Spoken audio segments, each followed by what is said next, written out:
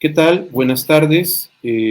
Como obviamente ustedes saben, mi nombre es José Eduardo Tapan y hoy voy a hablarles sobre, déjenme bajar un poco la luz porque se está reflejando en mis lentes. Ahí está ya un poco. Ahí está. Voy a hablarles sobre lo que de alguna forma pretende la dirección de la cura. O sea, ¿qué se pretende en un trabajo analítico? O sea, ¿por qué se hace un trabajo analítico? ¿No? Entonces me parece a mí muy importante, este, o sea, ¿qué es aquello que nos va a servir como guía para lo que es el trabajo analítico? Pero para ello tenemos que pensar muchas cosas.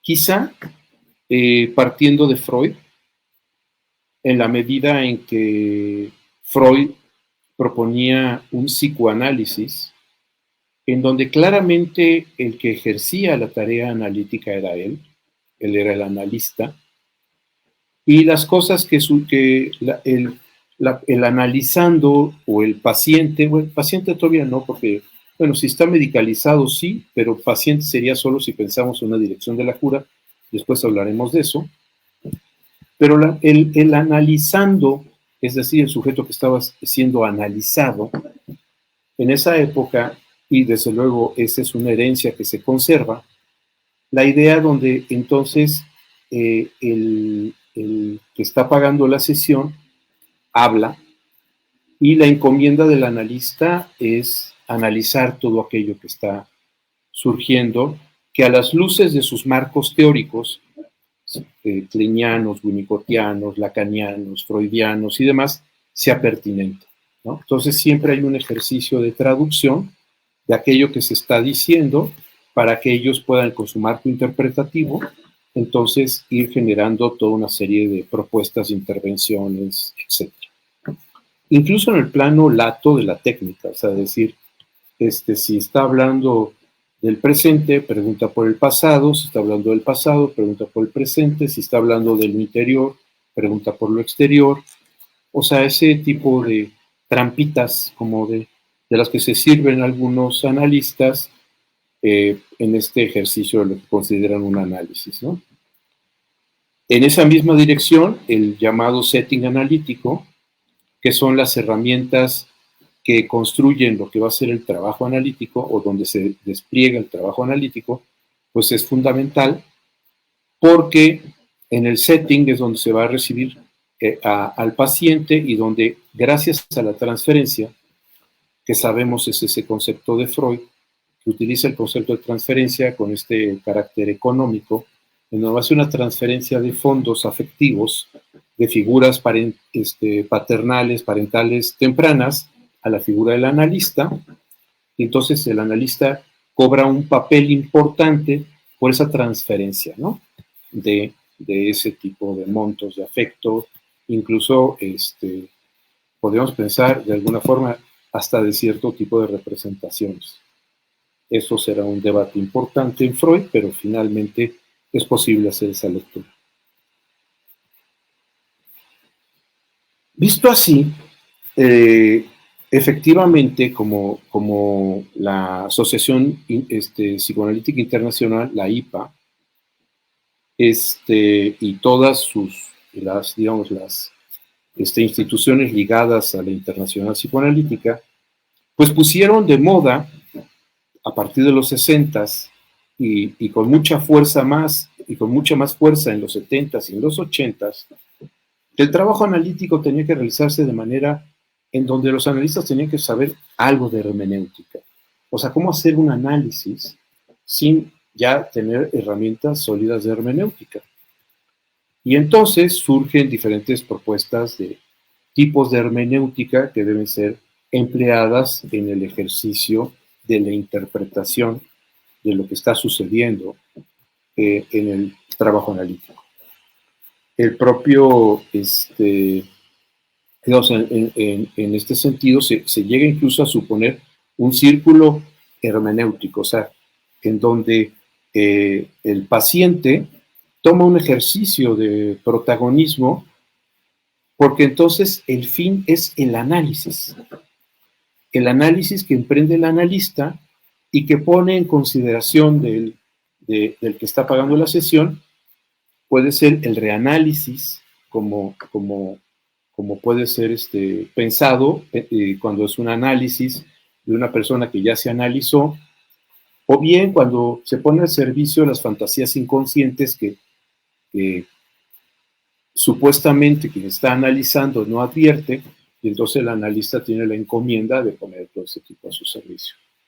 Es así que, digamos, hasta los 70s, incluso, por eso les digo, en los 80s, todos estos psicoanálisis en donde los psicoanalistas tienen superpoderes y gracias a esos superpoderes tienen esta capacidad de interpretación, son los aurigas contemporáneos, y la persona que analiza, entonces, está pagando la sesión en un setting, ese setting construido a partir de los que son los propósitos, digamos, del marco teórico del analista que lo guía, ¿no? Si se cree, por ejemplo, que en el proceso analítico hay, en el momento que se pasa diván, es un momento retrogrediente hacia lo que pueden ser los principios primarios, sin que haya grandes defensas del yo y de alguna manera se está favoreciendo ese tipo de cosas. Al finalizar la sesión, lo que se debe hacer es generar la condición de progrediente, o sea, regresar a las circunstancias para que la gente no quede regresionada. Todo esto es léxico que se emplea. Lo que me parece a mí esencial para pensar entonces en todo esto es el significado que puede tener epistemológicamente la propuesta lacaniana. Desde luego, voy a hacer algunos anuncios comerciales.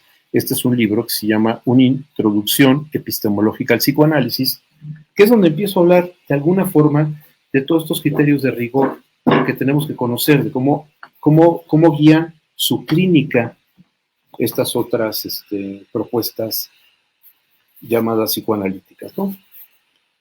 Lacan empieza a preguntarse desde muy tempranamente sobre el papel de la auriga, o sea, ese marco interpretativo, este poder que puede tener el analista de traducir a partir de su experiencia misma que fue guiada por otro analista que le hizo de alguna forma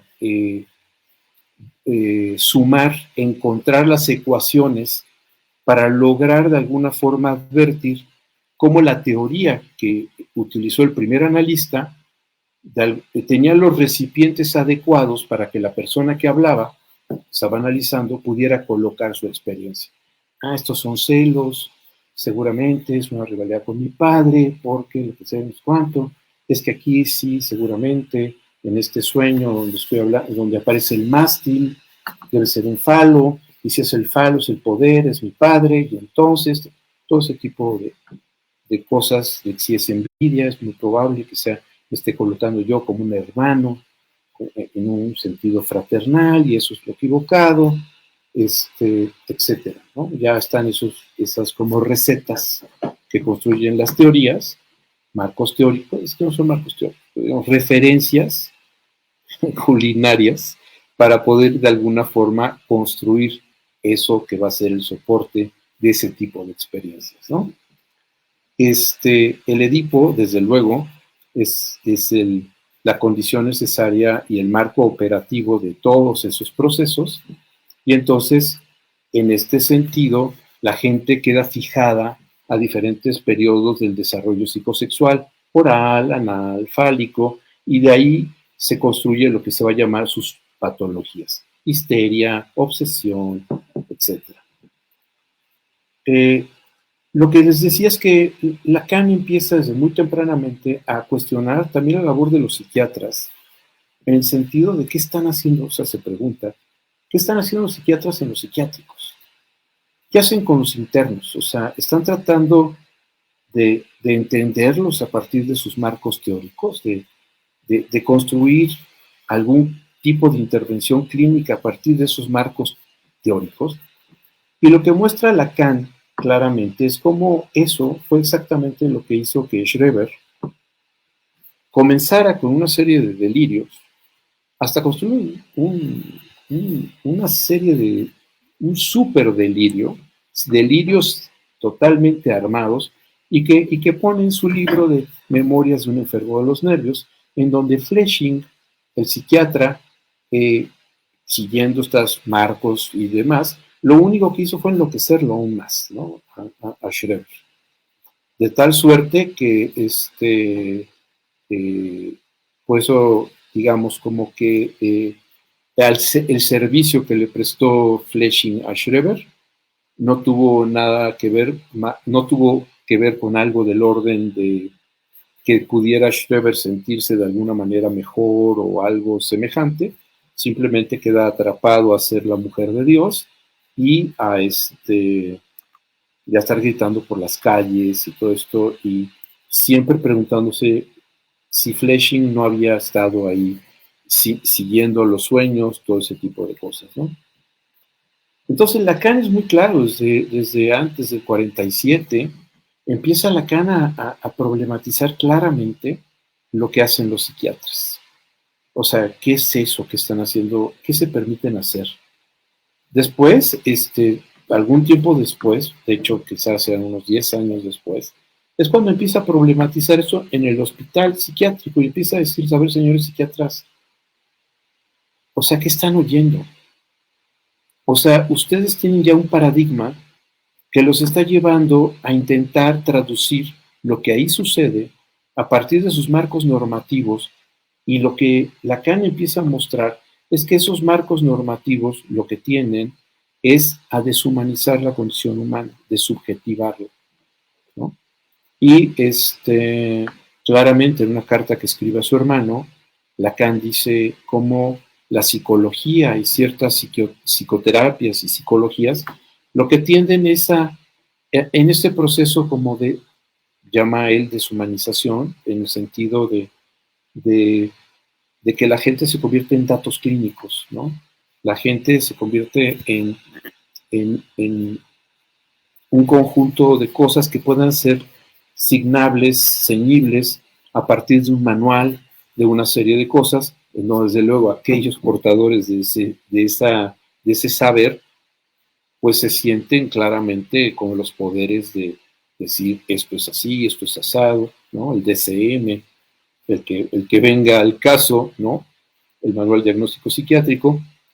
Y hay incluso psiquiatras críticos que dicen, el problema de ese tipo de psiquiatría es que los psiquiatras se convierten como en ornitólogos, que están abriendo, el ornitólogo está abriendo su libro y ve a lo lejos un pájaro y dice pecho rojo, entonces busca pecho rojo, pico amarillo, picos amarillos, alas cafés, con alas cafés. Ah, es un cardenal. Bueno, con alas cafés no sé de cardenal, pero este era un cardenal con alas cafés.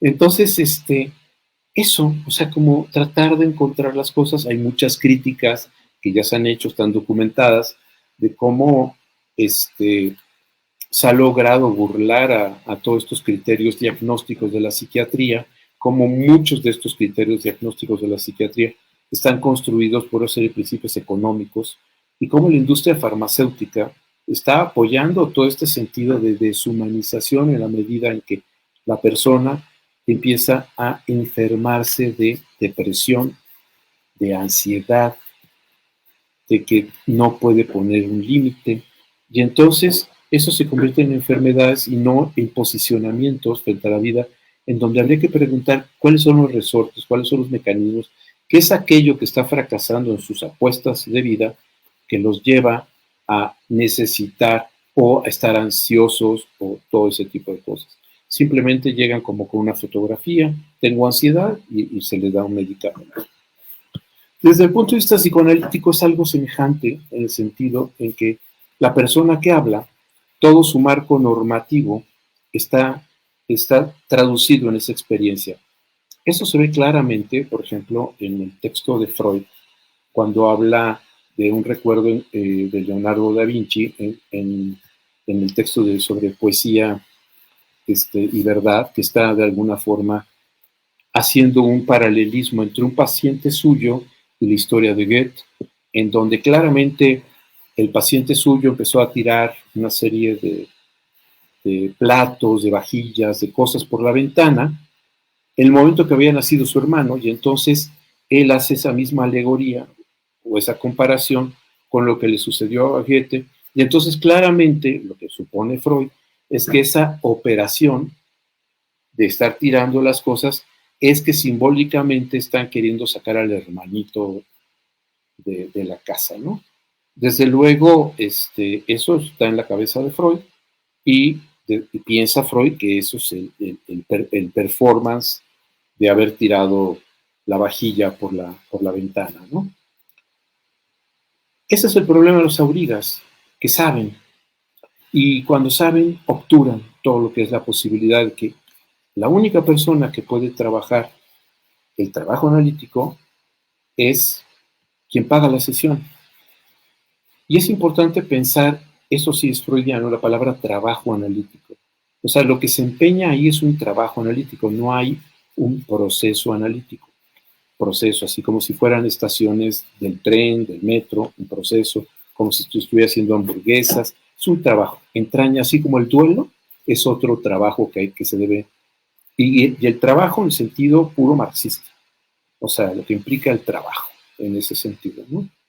Entonces, la persona que paga la sesión es el que puede de alguna forma hacer un trabajo analítico sobre lo que son sus fantasías, lo que son aquellas cosas que lo están atormentando, torturando, lo está dificultando. Y lo que hace, lo que tendría que hacer el analista es generar la condición de posibilidad de que la persona que esté pagando la sesión no esté buscando esos marcos normativos en el analista, que el analista pueda salirse de las coordenadas y permitir la generación de que la persona que está pagando su sesión pueda empezar a darse cuenta que los problemas que llevó, que lo, que lo, que lo torturaron, que acontecieron en su vida y que lo llevaron a hacer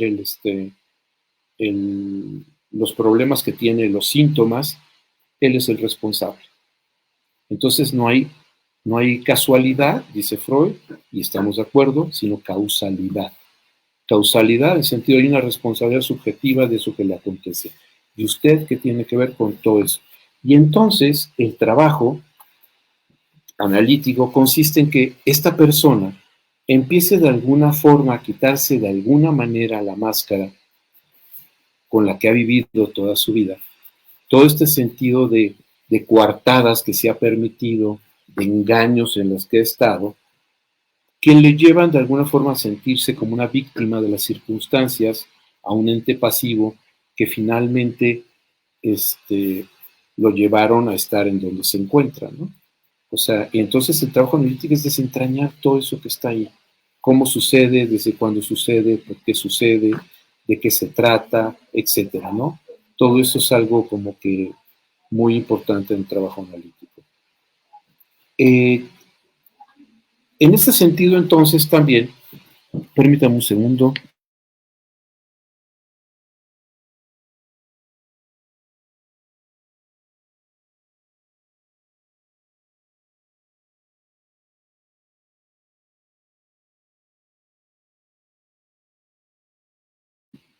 Ya está, perdón, es que estaba entrando demasiado ruido y entonces tuve que cerrar puertas y ventanas. Pero bueno, ya, es que hace mucho calor aquí en la Ciudad de México. Como les estaba diciendo entonces, ¿cuáles son los principios que guían la práctica analítica? Y entonces empezamos a ver que lo primero es generar las condiciones de posibilidad para que la persona que pague su sesión pueda empezar de alguna forma a dar cuenta de todo lo que ha hecho y dejado de hacer para estar en donde se encuentra. De que no es una víctima pasiva, de que los malestares que tiene no llegaron a él teletransportados, que ha trabajado duramente en cada una de las cosas que tiene ahí. Desde luego, no lo ha advertido, porque ha querido, en ese sentido, engañarse y lo ha logrado engañarse.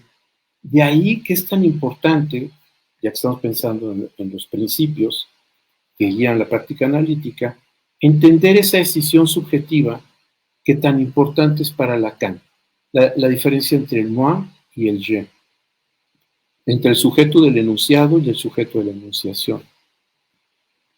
Lo que es estrictamente el sujeto, ¿no?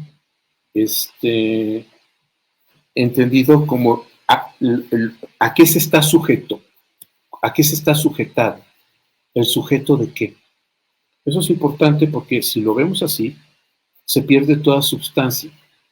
No hay un sujeto que pueda ser de alguna forma cosificado, individualizado, porque es sujeto a las circunstancias, a las palabras, a una serie de cosas en donde estoy sujeto o donde no estoy sujetado a ello. En ese sentido, es donde el trabajo analítico emprende parte de dar cuenta de los elementos de esa sujeción, de ese sometimiento. Althusser, en un texto también más o menos temprano, que está publicado en un libro que se llama La filosofía como arma de la revolución, tiene un capítulo que está trabajando donde dice la libertad, dice Althusser, es someterse, digamos, Lacan dice, Althusser dice, ahí diría el discurso del otro. Lacan diría, la libertad está en someterse al deseo, está acotada a eso, ¿de acuerdo? Entonces yo no soy libre de hacer cualquier cosa porque no en todas las cosas me siento concernido, tocado, involucrado íntimamente. Puedo hacer muchas cosas, pero ahí donde hago todas esas cosas no estoy actuando en automático. Por eso es interesante esta idea del moi, ¿de acuerdo? Y desde luego del je. De aquí tendríamos que ligar esto mismo, aparte de la problematización que se está haciendo muchos otros filósofos, Husserl, desde luego, Heidegger, antes de todos Brentano, que es de donde surge toda esta preocupación, pero digamos, llegando a Heidegger, en donde Heidegger se genera la condición de los existenciarios, mostrando que se puede ser y estar en el mundo, para Heidegger, de tres maneras, digamos, resumidamente, en tres grupos familiares. Voy a hablar dos de ellos, que son los contrastantes, el Das-Man y el Dasein. El Das-Man es el ser automático, el moi, la persona que dice yo soy tal cosa, yo soy totalmente Palacio, yo tal otra, quien se cree los argumentos de los analistas o de los psiquiatras que les hablan sobre sus padecimientos, que les construyen esas interpretaciones. Ese es el moi, ese es el Das-Man, ese es el lugar del sujeto del enunciado. Esa, en términos heideggerianos, esa condición inauténtica, digamos, y aquí agregaremos una cuestión de Lacan, en las coordenadas del deseo, por eso es inauténtico, ¿no? Si lo auténtico estaría en una proximidad, si quieren ustedes, de espectralidad hacia lo que es el deseo como causa, ¿no? Pero en este sentido hay otro espectro de posibilidades llamado el goce, en donde se está de una manera automática, pero sí en Lacan al principio es bastante fácil advertir esta condición de alienado, digamos, alienado del deseo. Y entonces está haciendo lo que debe, lo que tiene, está frustrado por no seguir los ideales de la sociedad y convertirse en un hombre exitoso, como lo dice, o una mujer como exitosa, como lo proponen los parámetros culturales, sociales. No está cabiendo en las expectativas de los padres, en esos ideales de lo que ellos tendrían que ser como hijos, y entonces su vida es torturada porque no caben en eso, ¿no? Y ahí eso es el Das-Man, es el moi, ahí es el sujeto del enunciado, el que está incluso, interesante pensarlo así, como el zombie, como el muerto viviente, en automático, sin demasiadas preguntas sobre existencia, simple y sencillamente guiando su vida a partir de esta serie de normas, principios y cuestiones. necesariamente, como no está concernido él íntimamente, se extravía. Porque no está ni el Dasein, ni el sujeto, ni lo que sería el sujeto de la enunciación. En esas cosas, el ser es importante, incluso para Heidegger y para Lacan. No es un ser ontologizable, como les decía, no es un ser algo, no es un ser que pueda tomar una fotografía. Yo soy tal cosa. El momento que digo yo soy tal cosa, estoy hablando desde el moi. Porque lo que estás hablando desde el je, desde el Dasein, desde Husserl, en este sentido de la apuesta, es que no tiene nombre, no tiene palabras.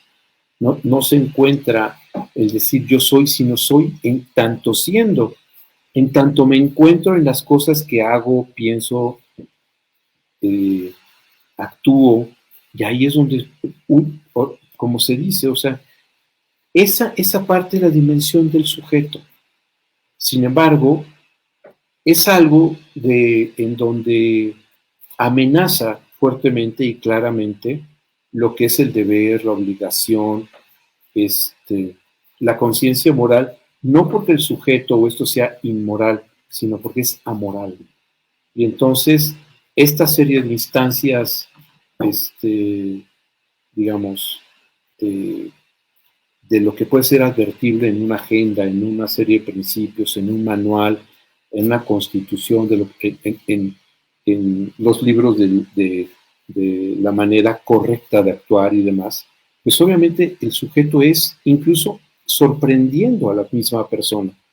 Decir, yo no sabía que esto me encantaba, o yo no sabía que podía encontrar tal cosa, y tal, o sea, sorprendiéndola porque precisamente la persona, como persona en máscara, no es más que una representación del moi, del personaje, y del personaje que sigue un guión, como decíamos, construido por los padres, por la sociedad, de lo que es el bueno, el lindo, el exitoso, etcétera, que implica necesariamente, como decíamos, un extravío, un engaño.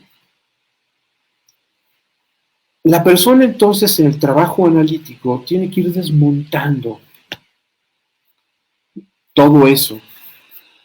La condición de posibilidad para hacerlo es la incomodidad, el dolor, el sufrimiento que tiene precisamente de haber llegado a un espacio analítico y entender que está ahí porque ha fracasado toda su apuesta, ¿no? Él ha querido ser algo, pero que no es, no se encuentra en eso.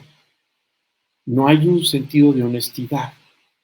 Se me ocurre, siempre he usado el ejemplo como de afinación, como si alguien estuviera afinado en una nota, re, y quisiera porque encuentra que sus amigos que están en sol o la gente que admira está en sol y no sé qué, pretender ser sol cuando él es la nota que es re, es do, es mi. Y entonces todas las cosas que están alrededor del do, lo que son afines a su afinación, pues le son afines. Entonces él mismo se puede sorprender de por qué le es afín eso y no eso que es el sol, que es lo que él debería, es lo que él tendría, lo que él querría, no desea, querría ser en esta apuesta de ser totalmente algo, de la imaginación, de todo eso. Por eso es muy importante esta parte del extravío. Y esta parte de Lacan de poner el acento en esa decisión subjetiva, no solo de lo inconsciente y lo consciente, sino precisamente en lo que va a ser el soporte de la existencia, ¿no? Esta parte del je, el moi, y después el sujeto. El sujeto, ¿de a qué está sujeto?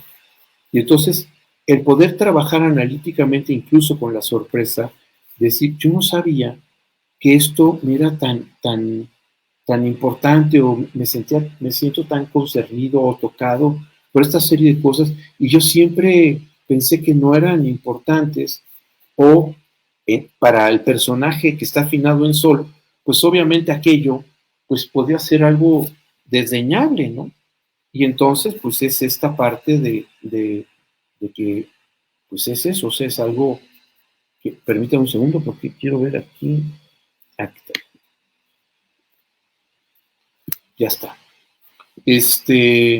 Entonces, ¿cuáles son los principios que guían la práctica analítica? Uno, que quien analiza es el que paga la sesión. Dos, que no hay setting, sino lo que hay es un dispositivo. Y ese dispositivo no tiene que ver con la materialidad del espacio físico, no tiene que ver con la singularidad del marco teórico que haya construido el setting, sino que hay un dispositivo analítico en el que podemos ver, por ejemplo, el análisis que emprendió, un trabajo analítico que emprendió Lacan en su coche, con una persona que iba a trabajar, iba en el coche con él, y estuvieron ahí trabajando analíticamente y no se necesitó de que fueran al consultorio, o el famoso pasaje de Freud con Mahler, creo que fueron 4 horas de camino, de caminar por un bosque, unos jardines, y que de alguna forma permitió que Mahler pudiera tocar, ¿no?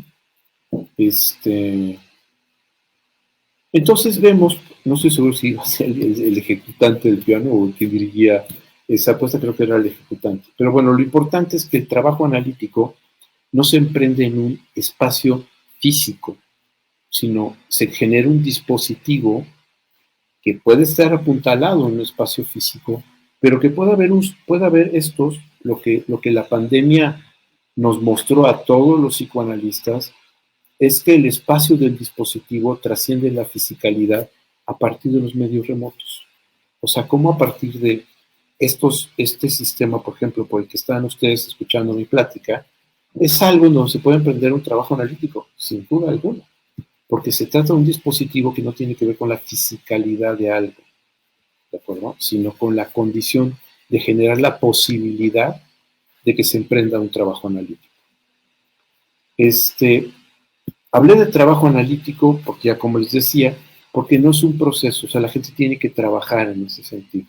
Decimos que quien analiza es el que paga la sesión. Entonces, el propósito del trabajo analítico no es el análisis. O sea, si el propósito del trabajo analítico fuera el análisis, estaríamos hablando de que el trabajo analítico necesariamente estaría en algún espectro de lo que pueden ser los análisis o las interpretaciones, y entonces necesariamente, o sea, ligados a algún tipo de interpretación y de las teorías de la interpretación, ¿no? O sea, algún tipo de exégesis o algún tipo incluso de lectura a partir de contextos culturales, históricos, como hacía Jung, ¿no? Esas traducciones que él mismo se permitía, ¿no? Entonces, si el que paga las sesiones que analiza no necesita tener mayor información sobre su trabajo analítico, más que entender que no es el propósito del trabajo analítico, sino que hay una dirección que guía el trabajo analítico y donde en el trabajo que se realiza en un dispositivo, no solo hay un trabajo analítico, hay una serie de cuestiones que ahí se realizan. O sea, sin citar muchas cosas, pero por ejemplo, claramente Lacan, cuando trabaja sobre la lógica del fantasma, nos muestra que el fantasma no se puede analizar. Las fantasías originales se infieren, se deducen, pero no es porque haya un análisis, sino porque se está trabajando en otro plano, que es el de la lógica, de lo que está implicado. Entonces, el trabajo analítico va en la dirección de una cura. Esto es muy importante. Pero entonces aquí la pregunta es, o sea, Lacan tenía una propuesta salubrista. Cuando habla de cura, habla de una propuesta salubrista, de salud, terapéutica. Está concernido en eso, que la persona se sienta mejor, en la cura. Es decir, que haya algo del orden de la curación.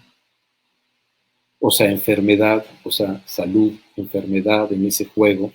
O sea, si se pretende, como quieran ustedes, convertir esto de la dirección de la cura en algo de ese orden, necesariamente, obligadamente, en el espíritu de lo que se está diciendo, está el asunto de lo saludable y de lo enfermo.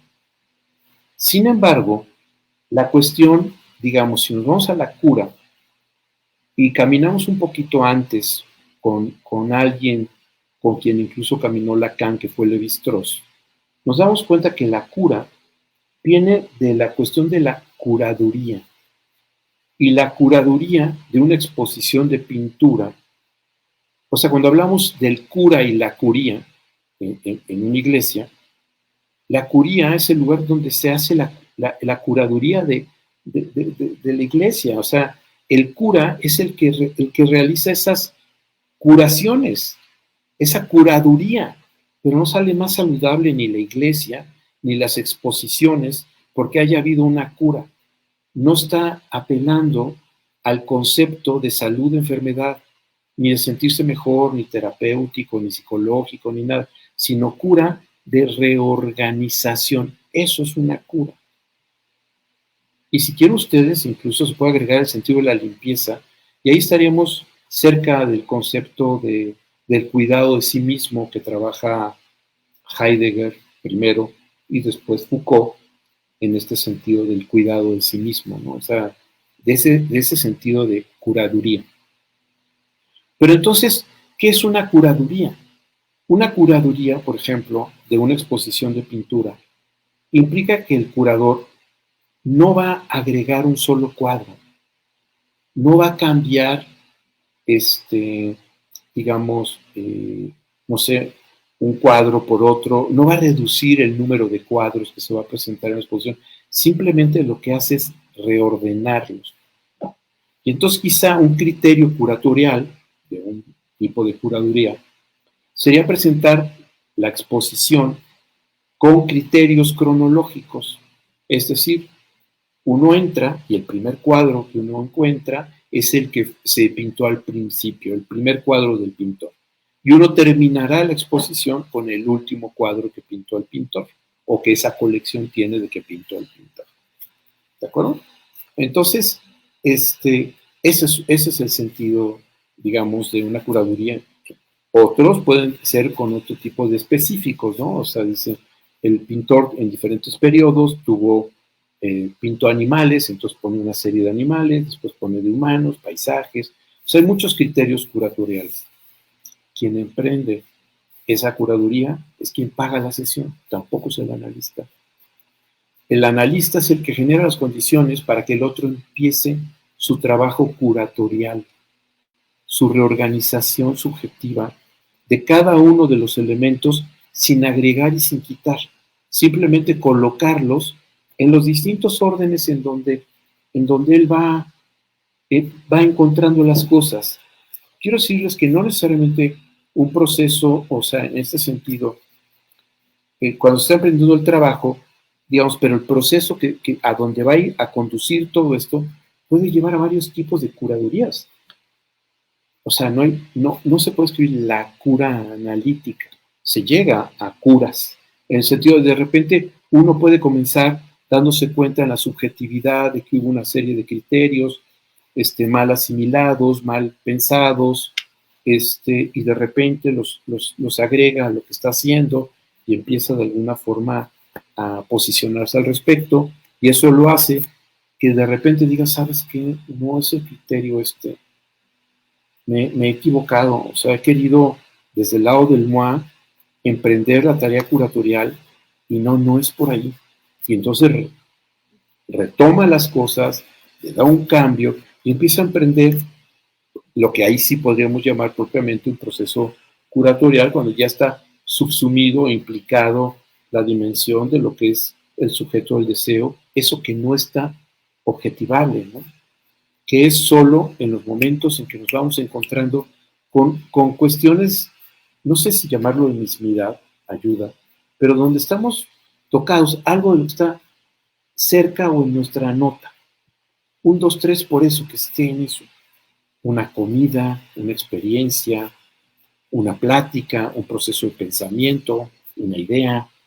O sea, todo eso puede estar lejos o cerca de lo que es ese espectro. Si está cerca, es esto que estamos hablando, que tiene que ver con que eso auténticamente me concierne. Lacan muestra que somos claramente todos huellas digitales. Es decir, la idea del caso por caso no es un artificio. O sea, no se trata de un artificio. O sea, lo que hace la teoría es simple y sencillamente reorganizar a partir de un conjunto de variables que se pueden explorar en una teoría, sabiendo que cualquier aproximación teórica que se emprenda va a ser pobre frente a la complejidad de lo que es la condición humana y la problemática en que estamos sumergidos.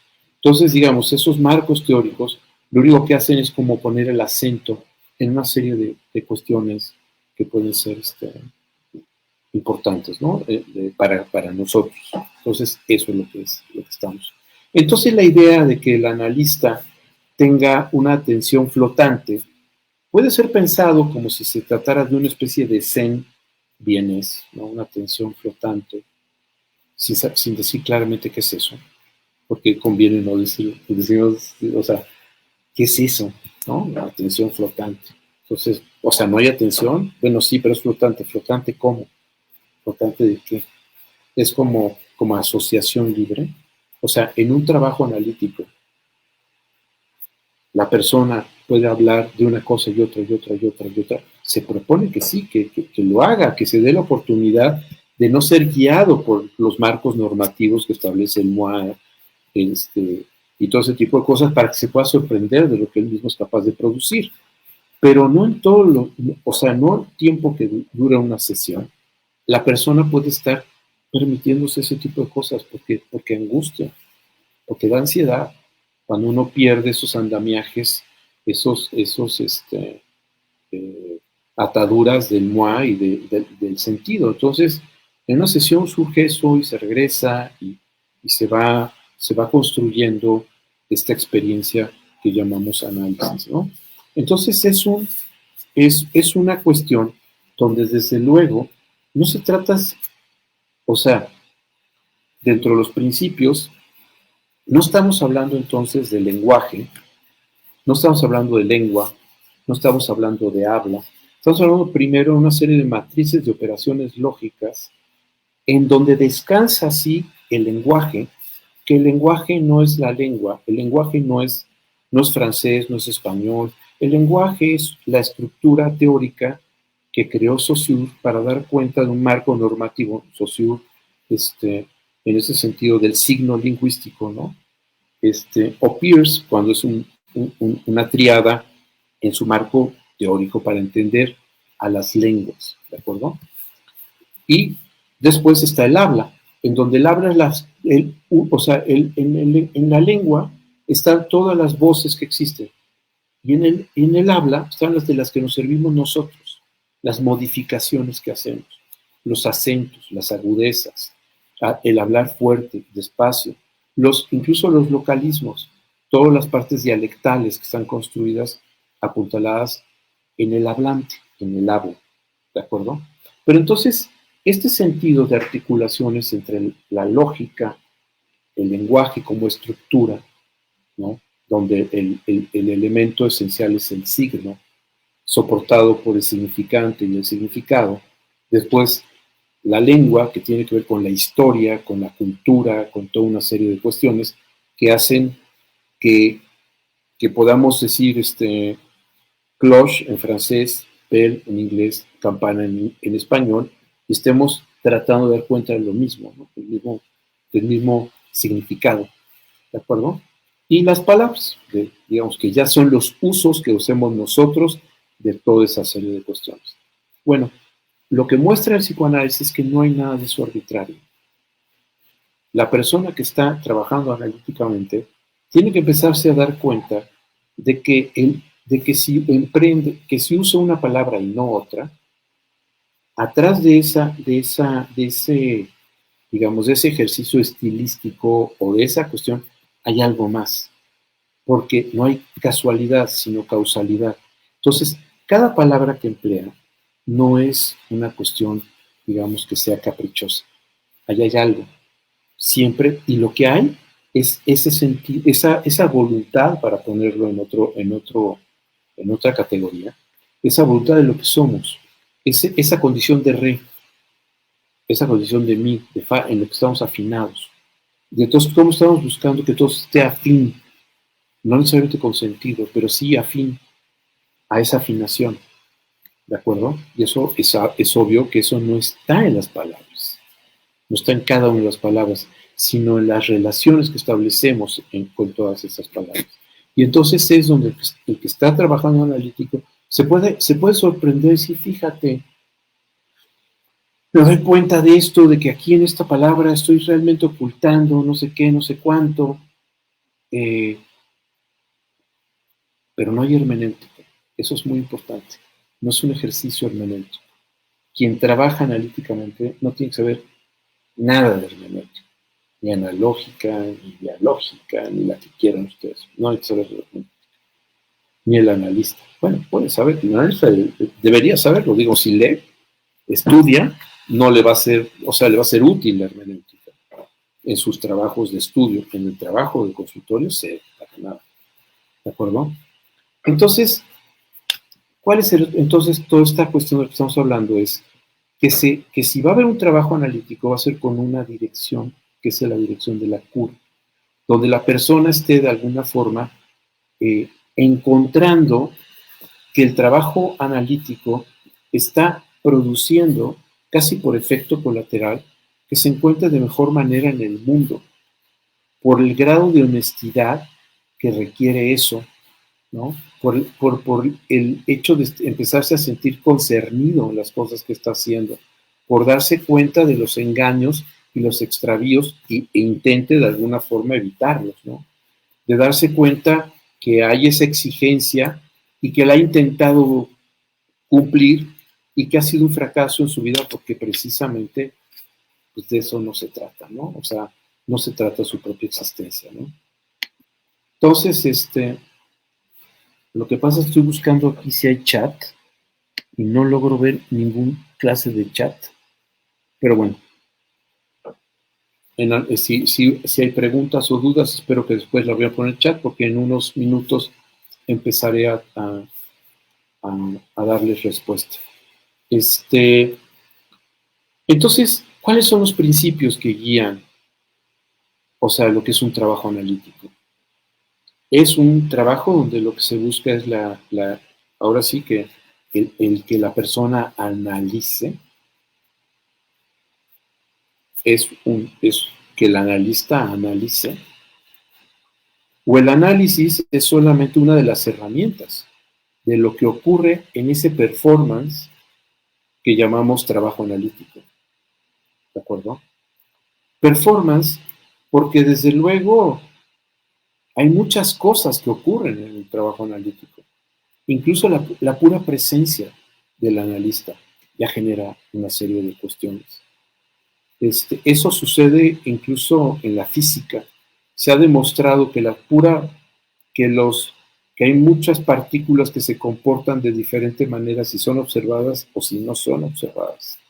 Entonces, eso es importante, ¿no? Esa manera en que simplemente la presencia del analista y lo que ha ido construyendo como un marco que genera condiciones de posibilidad para que la persona pueda emprender el trabajo analítico, siendo eso una cuestión totalmente de excepción.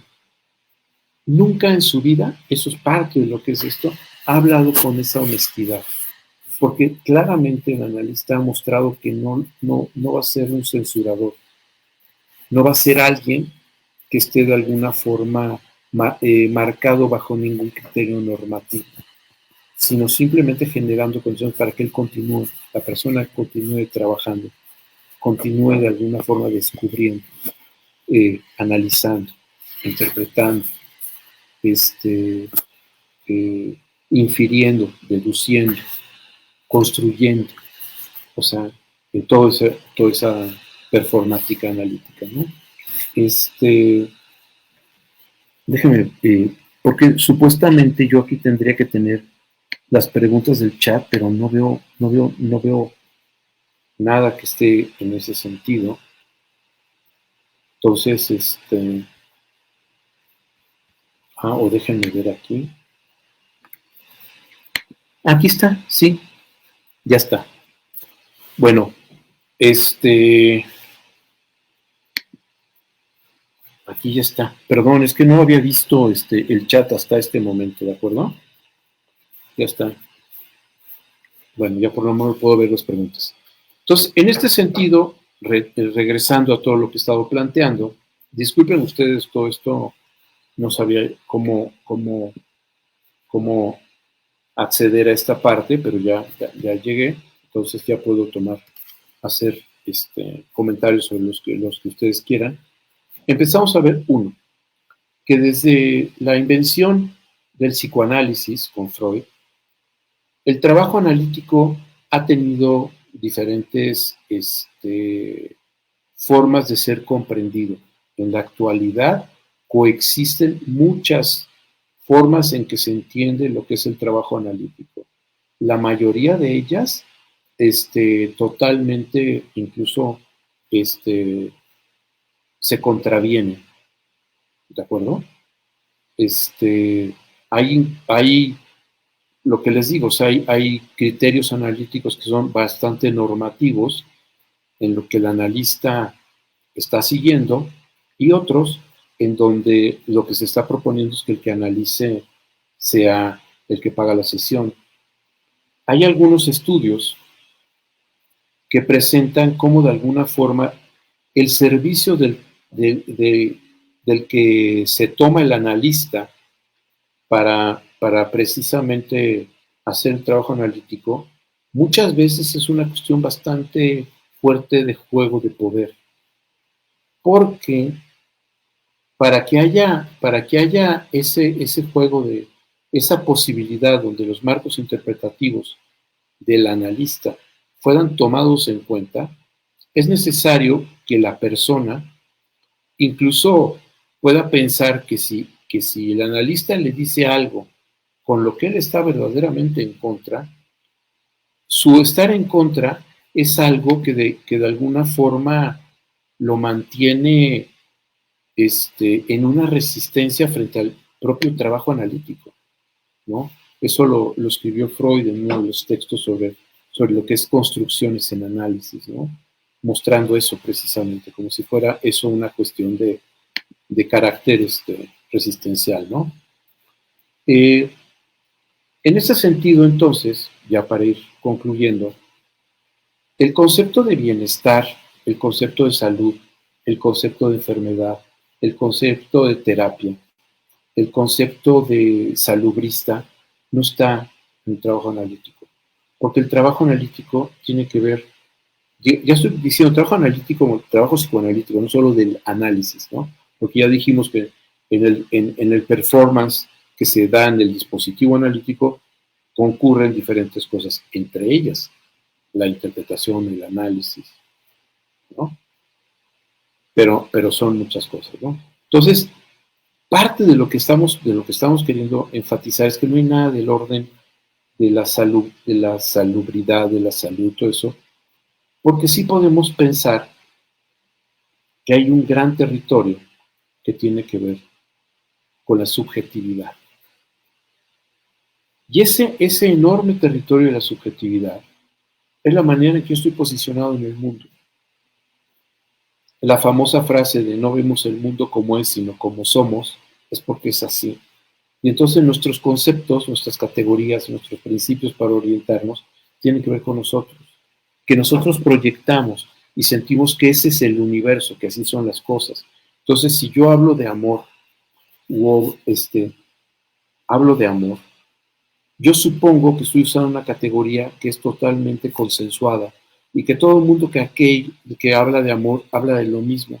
Y cuando empiezo a diseccionar el amor y veo lo que estábamos diciendo de que cuáles son los elementos que constituyen lo que yo llamo amor o experiencia amorosa, me doy cuenta que es una constelación de elementos y que la constelación de otra persona son otros elementos. Y cada uno de nosotros le llamamos amor. Por eso cuando hablamos, podemos hablar, pero no entendemos lo que... o sea, nosotros mismos puede ser que no sepamos lo que decimos, porque no damos cuenta de algo como si fuera una categoría clara, amor, y no decir, o sea, cómo está construido ese cóctel que estoy llamando amor. Y cuando otra persona dice amor, ¿cómo está hecho ese cóctel? Y después, cuando estoy hablando de amor, en otro momento, de otra persona, ¿de qué está hecho el cóctel? De una mamá que está hablando de amor a su pareja, a su esposo, a sus quien quiera, y después está hablando del amor a los hijos. Ups, o sea, cada cóctel son cosas diferentes. Esa es la subjetividad. Mostrarnos que no hay ninguna neurona, ninguna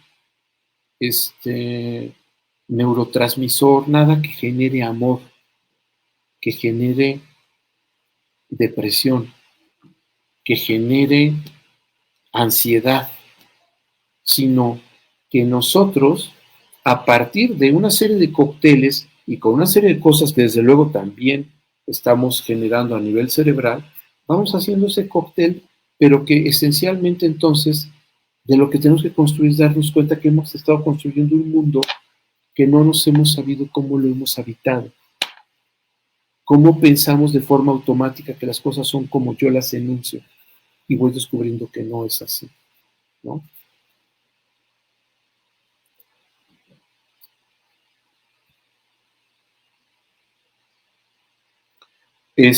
Bueno, empiezo a dar algunas de las preguntas, ¿no? Bueno, esto aquí lo de lógica, los invito el sábado, voy a dar un seminario de 10 sesiones, 10 sábados, un sábado sí y un sábado no, este sábado comenzamos precisamente sobre lógica y psicoanálisis. Pueden preguntarme en mi correo que es jetapan, como está mi apellido, @gmail.com, por si quieren, si están interesados. Después dice,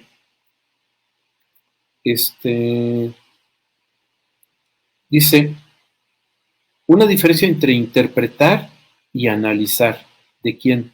Esto es muy interesante, muy, muy, muy interesante.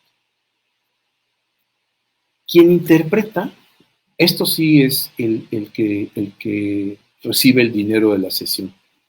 Él interpreta. Él es el que interpreta. Quien analiza es el que paga la sesión.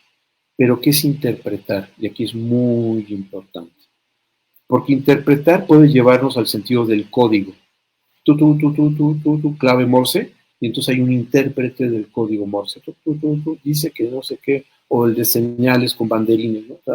Hay un intérprete que está decodificando el mensaje. Aquí cuando hablamos de interpretar en psicoanálisis, claramente estamos hablando de interpretar en sentido musical. Si nosotros vemos, porque el chiste de la interpretación es que no agregamos nada, lo que hablamos de la crítica a la auriga, al intérprete que tiene superpoderes, que puede decir las cosas, ¿no? Como si fuera algún tipo de oráculo. No. La interpretación tiene que ver cuando la persona habla, está hablando, está analizando, está construyendo, está diciendo, se tropieza, llora, habla de cosas y demás. Todo eso que está ocurriendo en el trabajo analítico, el analista puede interpretar. Interpretar no es agregar una sola palabra a lo que se está diciendo, en el sentido de usted se equivoca o usted está bien. Interpretar es, por ejemplo, cuando hay escuelas interpretativas en música. Si ustedes escuchan un concierto de Tchaikovsky interpretado por la escuela rusa, van a oír un Tchaikovsky distinto a si oyen la misma pieza por la escuela interpretativa alemana. O sea, la misma partitura, todo va a ser lo mismo, pero la manera en que va a ser ejecutada va a ser diferente por los matices, por toda una serie de cosas que tienen que ver con la interpretación. Desde luego que lo que se pretende con la interpretación es que esta interpretación no es arbitraria, también se ha construido a lo largo de lo que ha sido un trabajo analítico, en donde desde luego que se ha estado hablando de una serie de cosas desde hace mucho tiempo, o uno puede de alguna forma mostrar esa relación de todo eso que ha estado hablando esa persona, pero no porque uno esté construyendo algo o está haciendo un análisis sobre eso, sino está interpretando en sentido musical, decir, mire, está estas variaciones sobre el tema que usted ha estado diciendo, ¿no? Es un tema y sus variaciones en lo que ha estado hablando en las sesiones. Pues más o menos espero que quede así.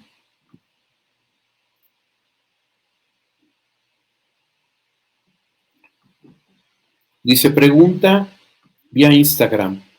¿Qué pasa cuando un paciente no hace esta parte de su rol de analizarse? Nadie quiere hacerla, ¿eh? Quiero decirles que todos entramos como moi, todos entramos como sujetos inauténticos, todos entramos como esto y defendiéndonos como gatos panza arriba, queriendo pensar en que somos víctimas de las circunstancias, en que sí los malestares llegaron de manera espontánea sin que se haya hecho absolutamente nada. Entonces ahí lo que hace precisamente el trabajo analítico es generar las condiciones de decir, a ver, o sea, como les pongo un caso, por ejemplo, inventado, ¿eh?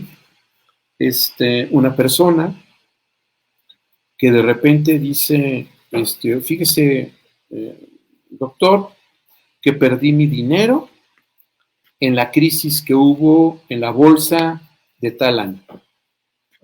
Y como usted ve, pues la crisis de la bolsa de ese año, pues yo no hice nada, yo no participé en esa crisis, yo fui víctima de esa crisis.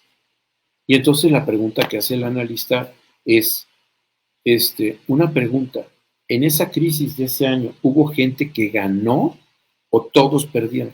No hubo gente que ganó. Ok. ¿Y todos los que perdieron igual todos? ¿O hubo unos que perdieron más? No, hubo unos que perdieron más. ¿Y quiénes fueron los que perdieron más? Bueno, pues los que somos más ambiciosos, tomamos acciones de mayor riesgo porque queremos. Entonces usted sí perdió porque tomó una responsabilidad frente a las circunstancias. Pudo su pérdida ser menor. O pudo, si hubiera tomado esta estrategia, tener ganancias como tuvieron los otros. Pero usted decidió por su ambición hacer esto y esto y esto. Entonces, finalmente usted no tuvo nada que ver con la crisis, pero sí generó las condiciones para que si hubiera una crisis, tomara usted el riesgo suficiente para que le fuera como le fue. Y entonces ahí es donde el trabajo analítico muestra que esa persona no habrá tomado ese riesgo de manera arbitraria solo en ese momento. Entonces decirle, ¿no será usted quizá un jugador? Una persona que le gusta esos montos de estar ahí apostando a ver si pierde y si gana. Y, ay, doctor, es que lo que pasa. Entonces, eso implica riesgos, eso implica toda una serie de cuestiones en donde usted tiene una responsabilidad subjetiva de lo que está sucediendo, ¿no? ¿Cuándo comienza un análisis? Pregunta Eunice Muñoz. Cuando alguien empieza a analizar, a descubrir, a sorprenderse, a darse cuenta de cosas. Es decir, a cambiar el tema. Incluso le voy a decir una cosa, un trabajo analítico, por eso le digo que es un performance, porque no implica que uno trabaja un tema y como consecuencia resuelve un problema. Uno puede estar trabajando una serie de cuestiones analíticamente y se empiezan a resolver otra serie de problemas porque eso que se está trabajando concomitantemente tiene que ver con otra serie de fenómenos, de circunstancias que están articuladas, ¿no? Muchos a esto le gustan hablar del significante, a mí también, pero el significante lacaniano, no el saussuriano, que tiene que ver con una serie de cosas un poco más complicadas, como unidades de diferencia. Entonces, eso se empieza a articular y empieza a cambiar las cosas. Entonces, aparece eso, ¿no? Aparecen esas cuestiones cuando uno está verdaderamente analizando, descubriendo, y entonces también es paradójico esto, porque entonces en el análisis, cuando uno está ya trabajando estas cosas, cuando uno empieza a tener problemas, uno deja de autocompadecerse y de autofustigarse con los problemas. Uno dice, suena en serio, esto es chistoso, pero uno dice, ay, qué maravilla, me estoy dando cuenta de este problema, voy a ver por qué me lo causo. O sea, el problema es lo que me permite advertir que hay algo que no he trabajado, algo que desconozco y que está generando estos problemas. Entonces, este problema, como síntoma, síntoma significa relación con, eso es un síntoma. Síntoma viene de la etimología de sintonía, sintonizar. Entonces, este síntoma, ¿con qué está sintonizando? ¿Con qué? ¿Cuáles son las razones por las cuales aparece su emergencia? ¿De acuerdo? Entonces, eso es cuando aparece el análisis.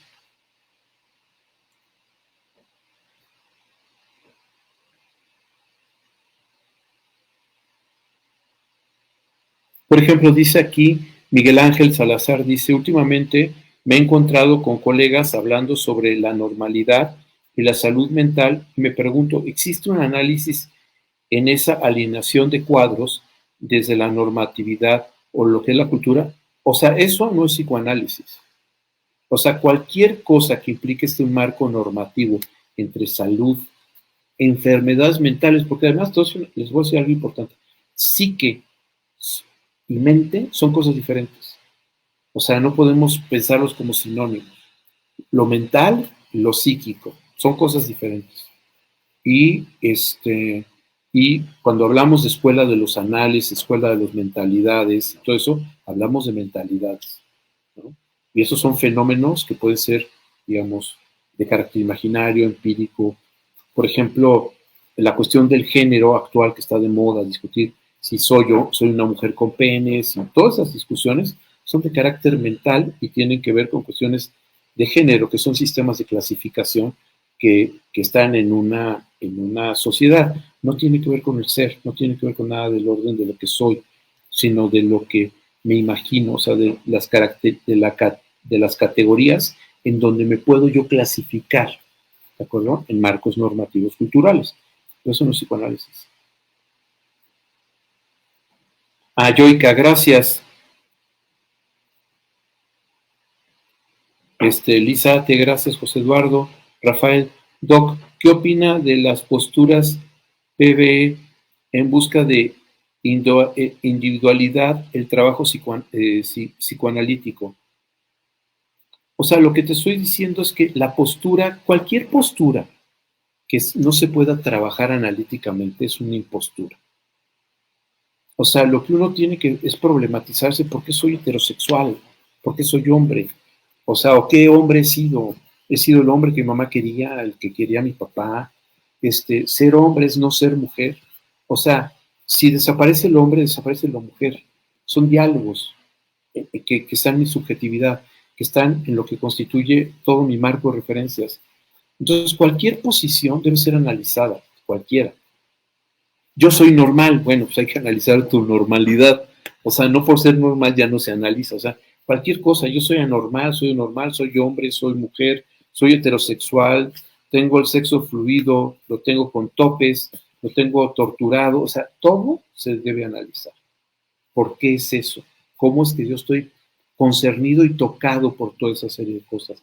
Porque si la cuestión es como que la postura es que las cosas son así, ya estamos partiendo de algo que el psicoanálisis critica. O sea, porque hoy es así, mañana cómo será, o cómo son, o cuáles son los marcos normativos que sucederán en el futuro. O sea, no puede ser, o sea, esto es mucho del lado de Nietzsche, ¿no? Más allá del bien y del mal en sentido extramoral. O sea, no podemos, ¿no? Ni jugarse de esa cuestión, ¿no? Así, de sistemas de clasificación. O sea, yo vengo aquí a analizar porque lo que pasa es que soy un transexual. Y entonces lo que quiero es que, no, o sea, no. O sea, vamos a analizar todo. ¿Por qué usted piensa que es transexual? ¿Por qué usted piensa que es heterosexual? ¿Por qué usted piensa que es homosexual? ¿Por qué usted piensa que es sexo fluido? ¿Por qué usted piensa que es hombre? ¿Por qué piensa que es mujer? ¿Por qué piensa usted que es artista? Es que yo soy artista. Ya cualquier persona dice, oye, yo soy artista. Ah, sí, ¿por qué? Usted lo dice, o platique, porque es artista. O sea, ¿qué es eso que está ahí subsumido en eso que usted supone para poderse poner esa serie de clasificaciones y etiquetas, ¿no? Eso es lo que me parece como esencial en este tipo de cuestiones. Bueno, creo que de las preguntas o intervenciones fueron todas. Estamos a 5 minutos de acabar con esa transmisión. Pues no.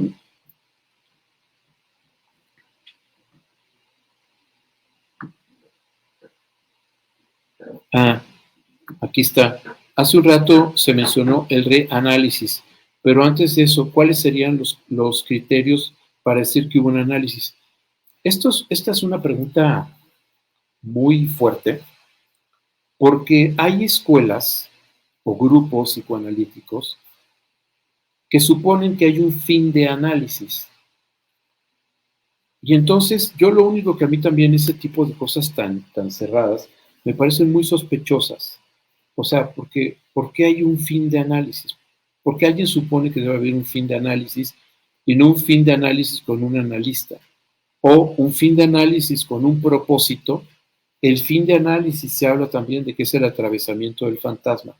Mi pregunta esencial es, ¿se puede atravesar el fantasma? No creo que se pueda atravesar el fantasma. No creo que eso sea posible. O sea, creo que los animalitos del bosque sí, pero cualquier persona que está atrapada a su realidad, o sea, la realidad es fantasmática y la realidad es irrenunciable, o sea, está totalmente construida, entonces no se puede. Entonces, yo lo que creo que el análisis tiene que ver simple y sencillamente con reposicionamientos subjetivos. Esa es la dirección de la cura, de la curaduría. Un, un cambio de posición subjetiva de mí frente a mí mismo, frente a lo que es mi vida. Es decir, que pueda de alguna forma dar cuenta por ejemplo, aquí dice Zárate, se corren velos, claro, porque estamos llenos de una serie de imaginarios, de fantasías, de propuestas, de idealizaciones, y al darnos cuenta que es todo eso, es cuando podemos decir que hemos analizado. Decir que eso se acabó, híjoles. Yo creo que alguien puede decir, yo ya acabé porque me cansé, pero seguir analizando, a lo mejor fuera ya de un dispositivo analítico en su casa, o sea, ya puede, eso puede suceder, sí, sí puede suceder. O sea, a veces uno se analiza a pesar del propio analista, eso también, eso puede suceder también, ¿no? Entonces, pero pienso que hay que despresurizar la idea del análisis como si implicara una especie de no sé, de que la gente se convierte en otra cosa. Simple y sencillamente se trata de un cambio de posición subjetiva para hacerme el menos daño posible, para meterme en los tropiezos menos posible, para advertir los engaños en que he estado viviendo, para tratar de no continuar en ellos. Ahora, quiero decirles que sí, sí se logra, ¿eh? Sí se puede hacer eso.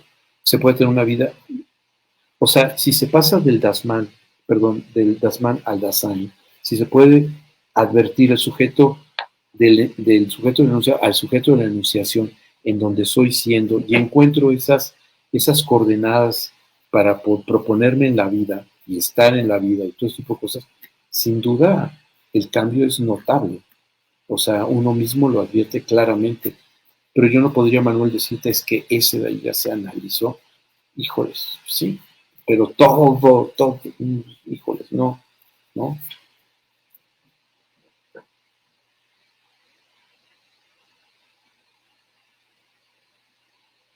Exacto, lo que dice Catalina, sí, de acuerdo, Catalina Durango, esta parte donde, pero es que esa es la sociedad, incluso las vanguardias, es paradójico, pero el decir yo soy sexo fluido es una etiqueta, yo soy sexo no sé cuánto es otra etiqueta, mi sexo es tal cosa, o sea, la gente está buscando etiquetarse, clasificarse, eso sí es género, o sea, el género es un sistema de clasificación que va cambiando. O sea, lo que es importante es que nadie es eso que dice que es, sino lo está haciendo en la medida en que juegue ese juego del lado de lo imaginario. Pero a lo mejor uno puede decir muchas cosas y no estar concernidas en esas cosas que dice que es, pero en el imaginario, en el grupo, hay mucho de esas cosas, ¿no? Se hizo un estudio en Inglaterra sobre chicas que querían ser transgénero digamos, en la secundaria, para ponerlo en un lenguaje que podamos entender, y que finalmente en la prepa dijeron, ay, bueno, no, es que era la moda, todas queríamos, pero si les hubieran preguntado en ese momento, hubieran dicho, sí, queremos ser transgéneros, pero ya que pasó la moda, entre comillas, de para ese grupo, pasa eso, todas las personas que quieren ser transgéneros están engañadas, no, otras sí. O sea, lo que estamos diciendo es que el proceso, el trabajo analítico, lo que lleva a cada persona es a encontrar la posición que tiene de él frente a su deseo. Aquí no se trata de nada normativo, ¿no? Eso es importante. Bueno, pues pues quedan invitados a la siguiente plática que será ya, estamos con Joyka tomando el segundo martes, perdón, el segundo lunes de cada mes, segundo lunes de cada mes a las 6 de la tarde, tiempo de la Ciudad de México. Bueno, pues me dio mucho gusto que hayan podido asistir a esta plática y bueno, hasta la siguiente. Gracias.